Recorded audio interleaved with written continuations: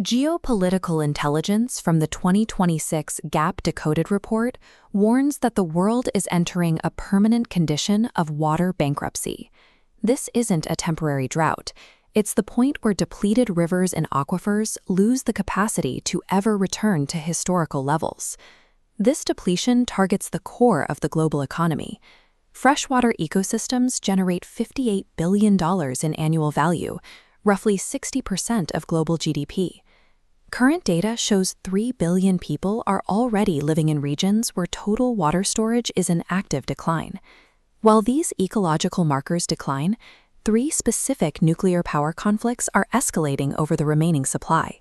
Intelligence points to 2025 as the breaking point for the Indus, the Nile, and the Brahmaputra river systems. These nations are weaponizing the one resource every human needs to survive.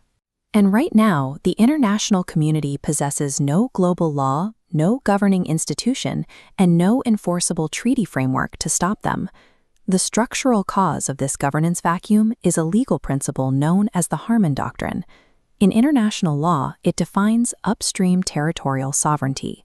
It dates back to 1895, when U.S. Attorney General Judson Harmon argued that a nation holds absolute sovereignty over any water flowing through its borders. Under this doctrine, an upstream power has the right to use or divert that water, regardless of the impact on nations further down the river. While the U.S. eventually shifted toward models of equitable use, modern superpowers like China, Ethiopia, and Turkey have not. They are using this 19th century loophole as legal cover to build massive upstream infrastructure. The math proves the doctrine's efficiency. Since 1975, Turkey's dam projects have reduced Iraq's water supply from the Tigris and Euphrates by 80%. Under current international law, a nation can physically sever a neighbor's water supply without committing a legal act of war. It is considered a sovereign right. This legal cover has triggered a massive escalation in infrastructure. In July 2025, China began work on a $137 billion megadam on the Brahmaputra River in Tibet. This single project is 3 times the scale of the Three Gorges Dam. China is constructing it with 0 downstream treaties to protect the water security of India or Bangladesh. To the west, the Nile has reached a similar breaking point. In September 2025, Ethiopia commissioned the Grand Ethiopian Renaissance Dam after a decade of negotiations failed to produce a binding agreement. Ethiopia now controls the river that supplies 99% of Egypt's freshwater. Projections show this control could cut Egypt's arable land by 72%, causing $51 billion in agricultural losses. These megadams function as irreversible geopolitical leverage. They allow upstream nations to choke downstream neighbors while operating within a global legal vacuum. Even when cooperative agreements exist, they're failing. The 1960 Indus Waters Treaty was long considered the gold standard for equitable water sharing between India and Pakistan. It survived 3 wars and decades of nuclear standoff. But in April 2025, India suspended the accord and halted all hydrological data sharing following a terrorist attack in Pahalgam.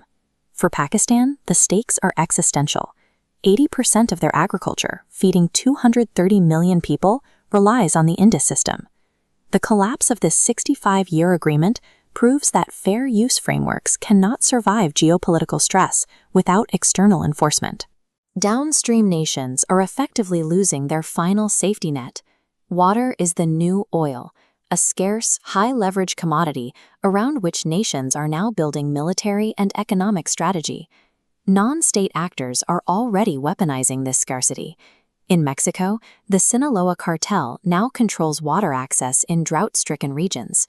In water-scarce zones, ISIS recruits fighters at 3 times the rate of stable areas. Despite the rising conflict, the institutional response has lagged for decades.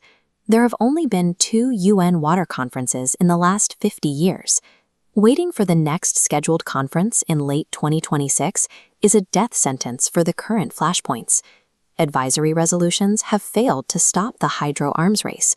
The world requires a new governance architecture before these resource disputes escalate into armed warfare. This architecture relies on 3 pillars. The first is a UN Water Security Council. This council requires a mandate for binding enforcement and sanctions, functioning with the same weight as the rules governing armed conflict. The second pillar is a transboundary river treaty framework. This would establish international law requiring any nation to sign downstream impact agreements before beginning a megadam project. The final pillar is the creation of water futures markets with guaranteed minimum access floors. This creates a financial backstop for water-stressed regions. By legally protecting a minimum access floor, the market prevents upstream nations from capturing the entire resource for geopolitical leverage.